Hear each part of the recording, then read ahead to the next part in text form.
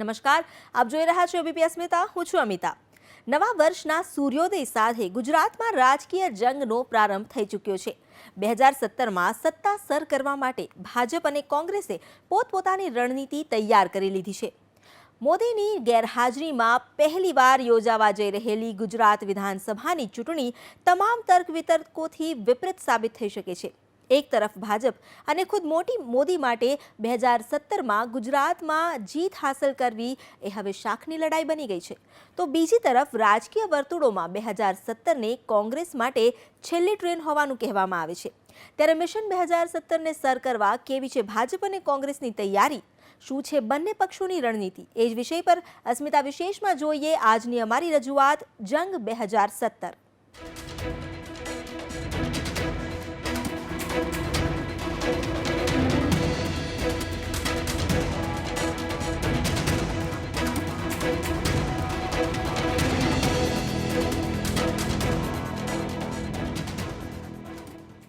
હાલમાં જ યોજાયેલી ગ્રામ પંચાયતની ચૂંટણીમાં જીત હાંસલ કરનારા ભાજપ તરફથી સમર્થન ધરાવતા સરપંચ સાથે ભાજપનું સંમેલન યોજાયું. આ સંમેલનમાં ભાજપના રાષ્ટ્રીય અધ્યક્ષ અમિત શાહ પણ હાજર રહ્યા અને તેમણે 2017માં વિધાનસભાની ચૂંટણીમાં ગ્રામ્ય કક્ષાએ કમળ ખીલવવા માટે તૈયારીઓ આરંભી દીધી છે. નવા વર્ષની શરૂઆતની સાથે જ ભાજપે પોતાના મિશન 2017 માટેની તૈયારીઓનો આરંભ કરી દીધો છે.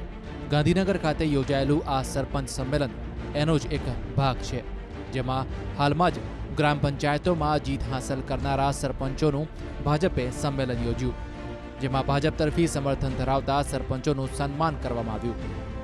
તેમના સન્માનની સાથે જ ભાજપે 2017માં યોજાનારી ગુજરાત વિધાનસભાની ચૂંટણીનું બ્યુગલ ફૂંકી દીધું.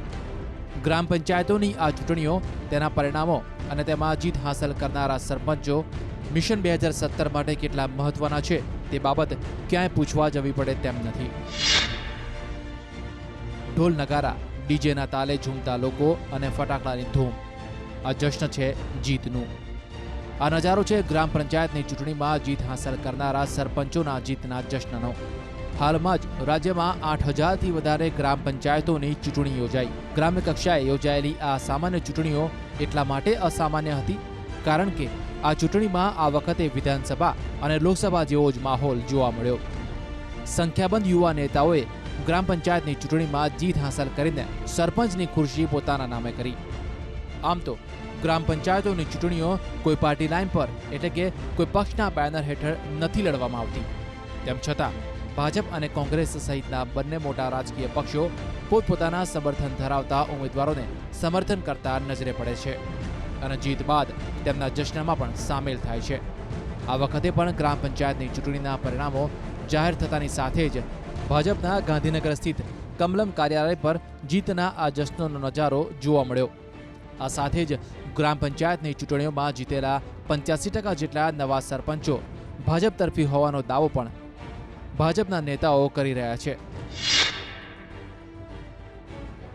તો સ્થાનિક સ્વરાજની ચૂંટણીઓમાં કેટલાક સ્થળોએ ભાજપના ગઢમાં ગાબડા પાડીને સારો દેખાવ કરનારી કોંગ્રેસને ગ્રામ પંચાયતોની ચૂંટણી રાસ ન આવી. નોટબંધીથી નારાજ ગ્રામ્ય વિસ્તારના લોકો ભાજપ તરફી ઉમેદવારોને મત નહીં આપે અને પોતાને તેનો લાભ મળશે, કોંગ્રેસની તેવી ધારણા પણ ખોટી સાબિત થઈ અને ગ્રામ પંચાયતમાં જીત મેળવનારા મોટાભાગના ઉમેદવારોએ પંજાના સાથને બદલે કમળની ખુશ્બુ લેવાનું પસંદ કર્યું, જેને કારણે કોંગ્રેસને બહુ મોટો ફટકો પડ્યો. કોઈ પક્ષના બેનર હેઠળ ન લડાતી હોવા છતાં ગ્રામ પંચાયતની આ વખતની ચૂંટણીઓને રાજકીય વિશેષજ્ઞો 2017માં ફાઇનલ પહેલાની સેમીફાઇનલ ગણાવે છે અને એ જ કારણ છે કે બંને પક્ષોએ ગ્રામ પંચાયતની ચૂંટણીમાં પણ પોતપોતાના સમર્થનવાળા ઉમેદવારોને જીતાડવા માટે એડી ચોટીનું જોર લગાવ્યું અને ગ્રામ પંચાયતની ચૂંટણીના પરિણામો જાહેર થયા બાદ જીતના જશ્નમાં પણ બંને રાજકીય પક્ષો સામેલ થયા હતા. ગુજરાતની જનતા જનાર્દનને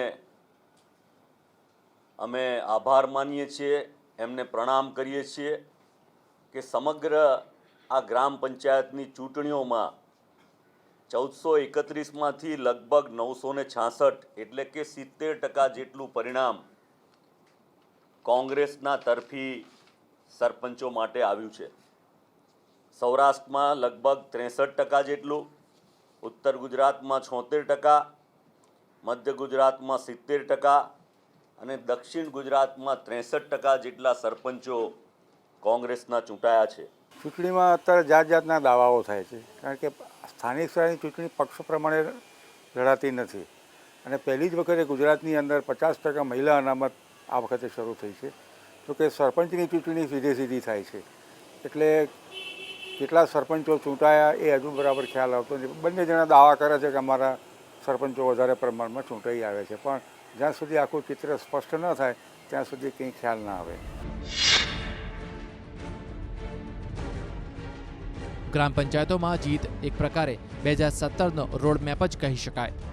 ગ્રામ પંચાયતમાં જીત કે હાર એ 2017ની વિધાનસભા ચૂંટણી માટે ભાજપ અને કોંગ્રેસ બંને રાજકીય પક્ષોના પરિપ્રેક્ષથી ખૂબ જ મહત્વની કહી શકાય. એ જ કારણથી રાજકીય પંડિતો આ ચૂંટણીઓને ફાઇનલ પહેલાની સેમીફાઇનલ તરીકે સરખાવે છે. તેથી જ ગ્રામ પંચાયતમાં જીત મેળવનારા ભાજપ તરફી સરપંચોનું સન્માન કરીને ભાજપ મિશન 2017 માટેની પોતાની સ્થિતિને વધુ મજબૂત કરી રહ્યું છે. બ્યુરો રિપોર્ટ, એબીપી અસ્મિતા. 2017ની વિધાનસભાની ચૂંટણીને લઈને ભાજપે પોતાની તૈયારીઓ આરંભી દીધી છે. ત્યારે મિશન 2017 માટે કેવી છે ભાજપની તૈયારીઓ? શું છે ભાજપની રણનીતિ અને આ વખતની વિધાનસભા ચૂંટણીમાં કયા છે ભાજપ સામે પડકાર? તેના પર કરીએ એક નજર.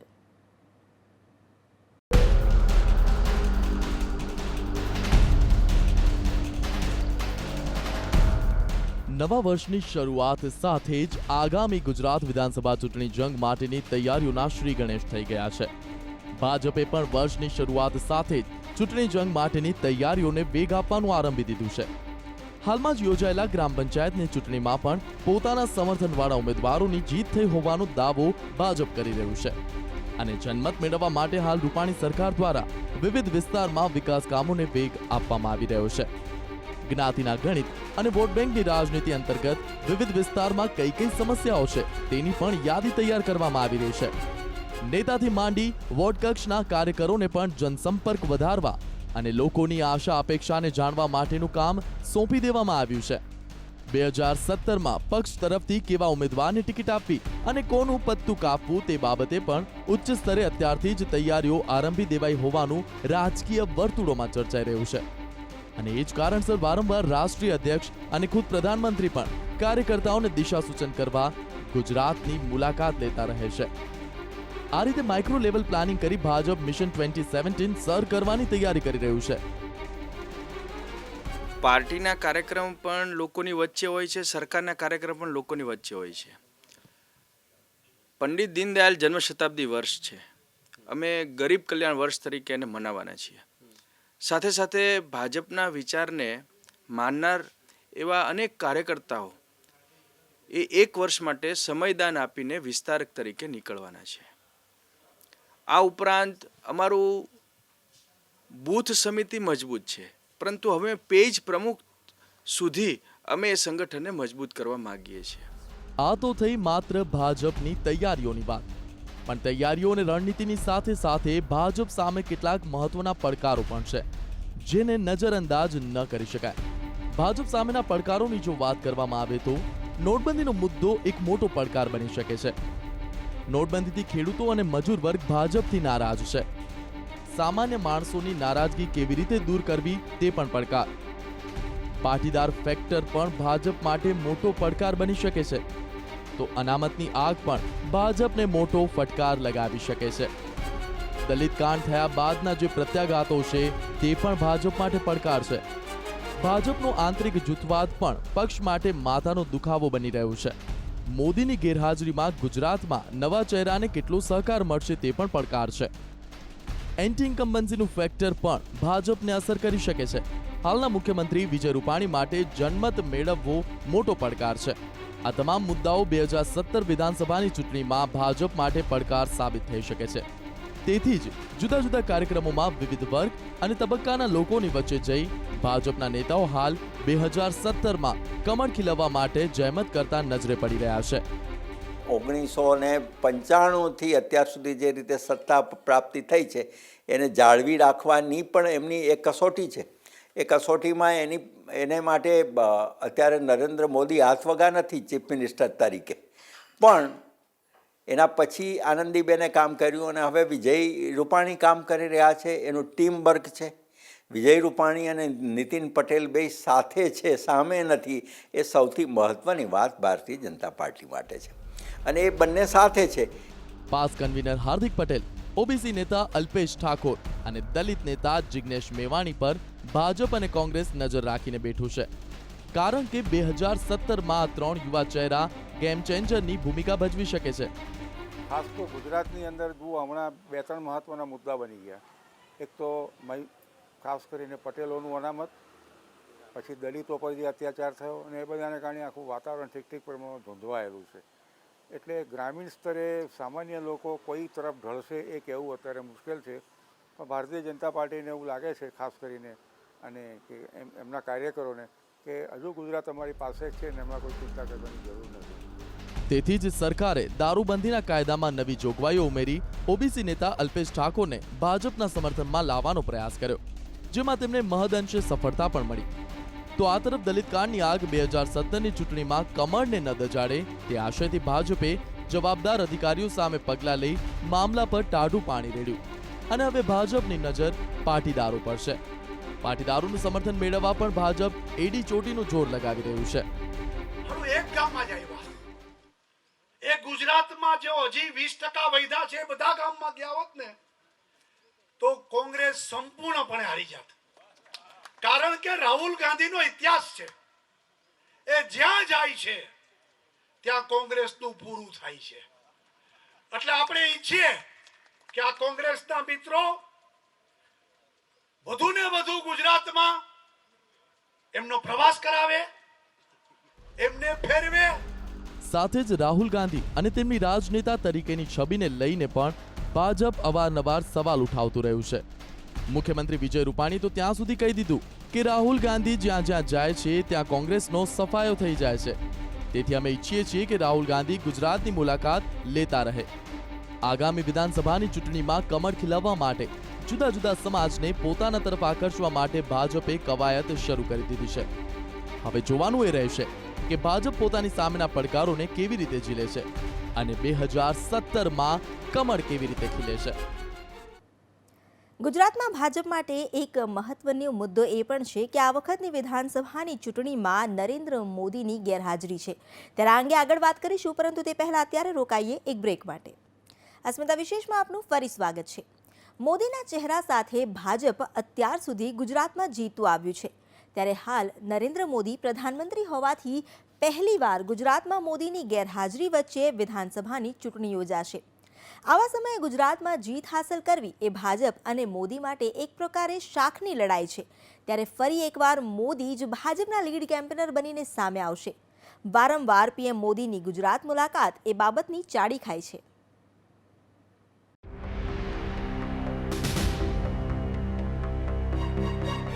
ગુજરાત વિધાનસભાની ચૂંટણી આ વખતે પ્રધાનમંત્રી મોદી અને ભાજપ માટે એક પ્રકારે શાખની લડાઈ સમાન છે. ત્યારે ફરી એકવાર ગુજરાત ભાજપની નૈયા પાર લગાવવાનું બીડું મોદીએ ઝડપ્યું છે.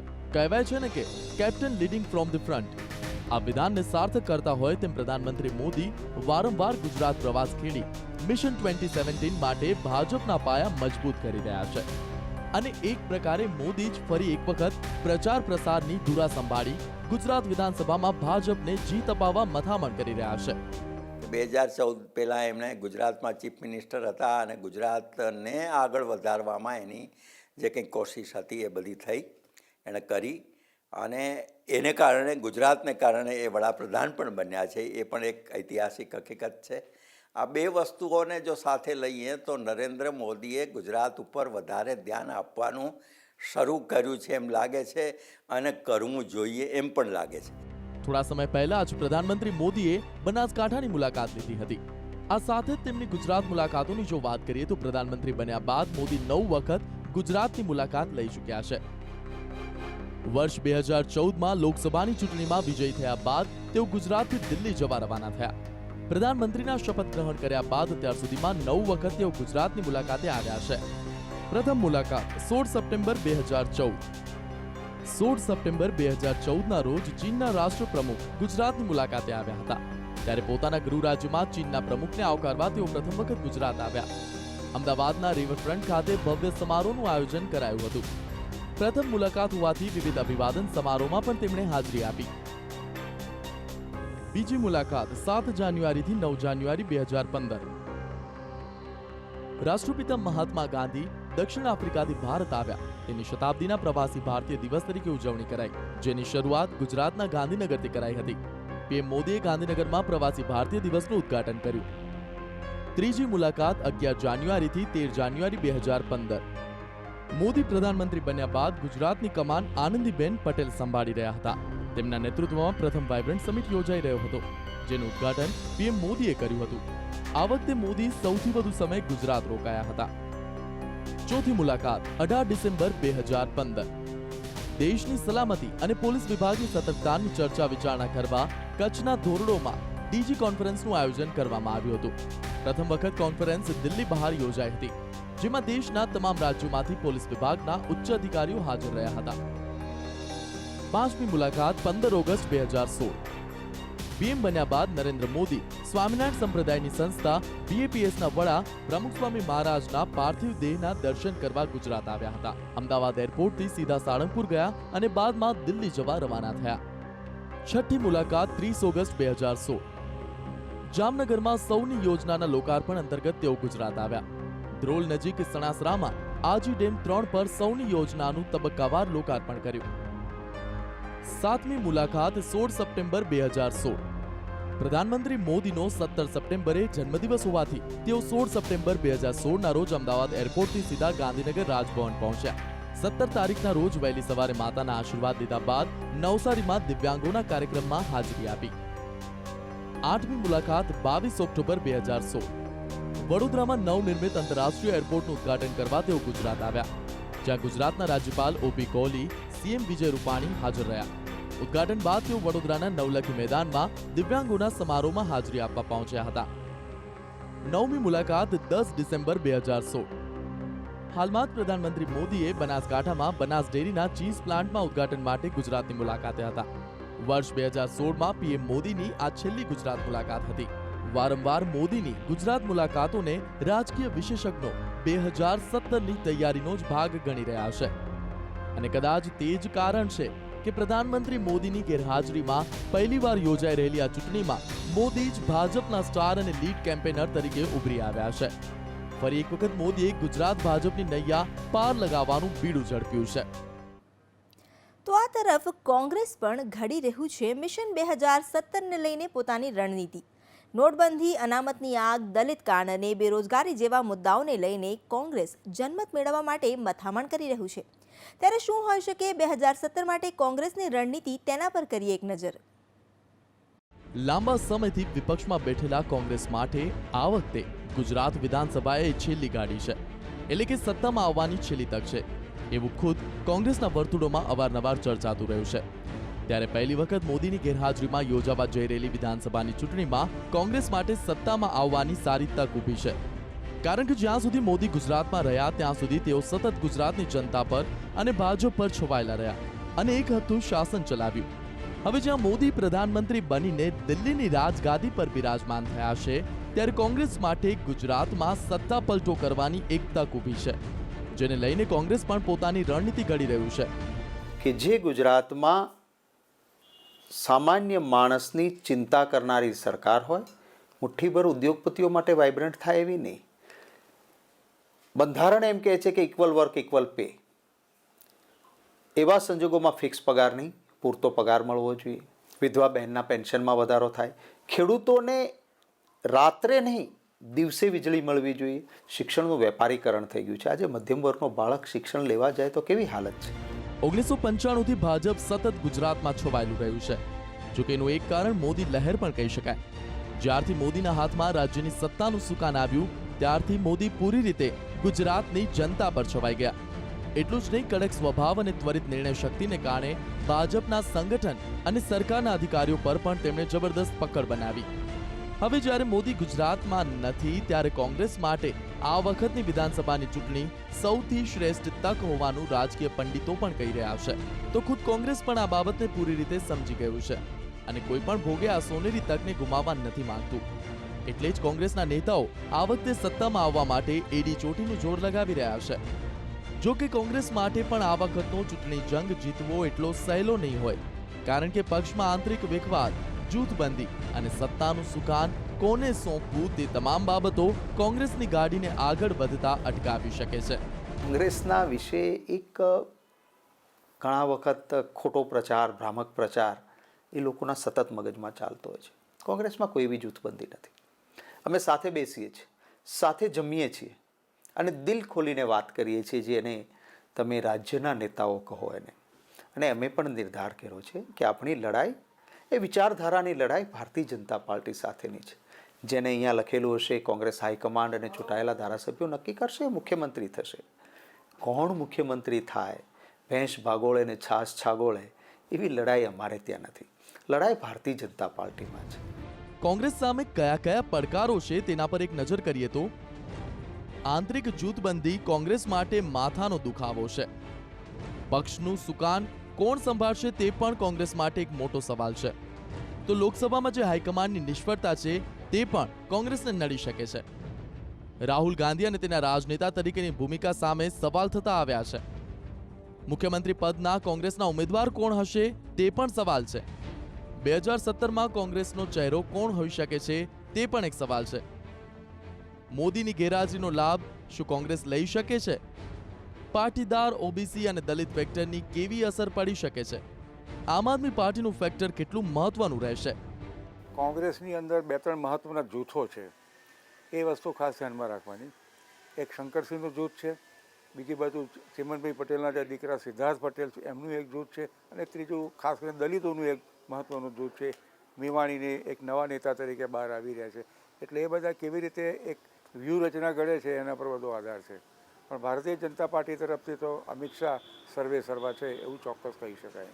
તો કોંગ્રેસ પક્ષની કરુણતા અને કમનસીબી એ છે કે છેલ્લા 20-25 વર્ષથી એક ક્રમશઃ એનું ડિવેલ્યુએશન થતું જાય છે. પાર્ટી વિખેરાતી જાય છે.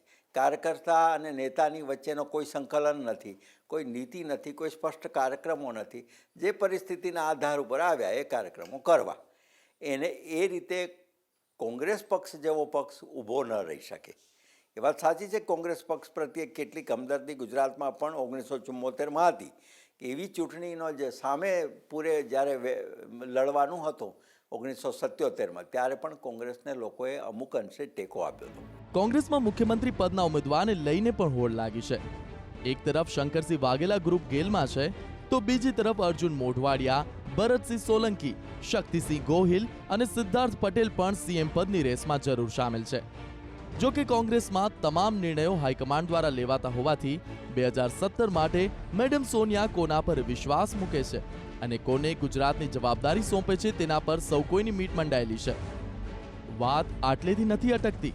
કોંગ્રેસમાં અવારનવાર રાહુલ ગાંધી અને એક રાજનેતા તરીકેની તેમની ભૂમિકાને લઈને પણ સવાલો ઉઠતા રહ્યા છે. કારણ કે રાજકીય વર્તુળોમાં હંમેશા એ મુદ્દો ચર્ચાતો રહ્યો છે કે Rahul Gandhi full time politician નથી. તેઓ ગમે ત્યારે પોતાની ઈચ્છાથી એક સામાન્ય માણસની જેમ હરવા ફરવા અને રજાઓ ગાળવા જતા હોય છે. જો કે તેમાં કંઈ ખોટું પણ નથી, પણ રાજકીય વર્તુળોમાં હંમેશા આ મુદ્દો પણ જરૂરથી ચર્ચામાં રહ્યો છે. આજથી રજા ઉપર ગયા છે એવા છપામાં આજે સમાચાર છે.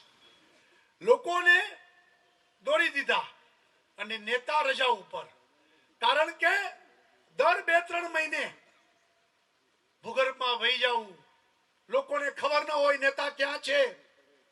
દેશના લોકો, દેશની જનતાને નાની મોટી વાતો ઉપર ખોટા જોઠા આક્ષેપો કરીને ગુમરાહ કરવાના પ્રયત્ન કરીને પછી મહિના દિવસથી રજા ઉપર વહી જવું, આ કાયમ રાહુલ ગાંધીનો ઇતિહાસ રહેલો છે.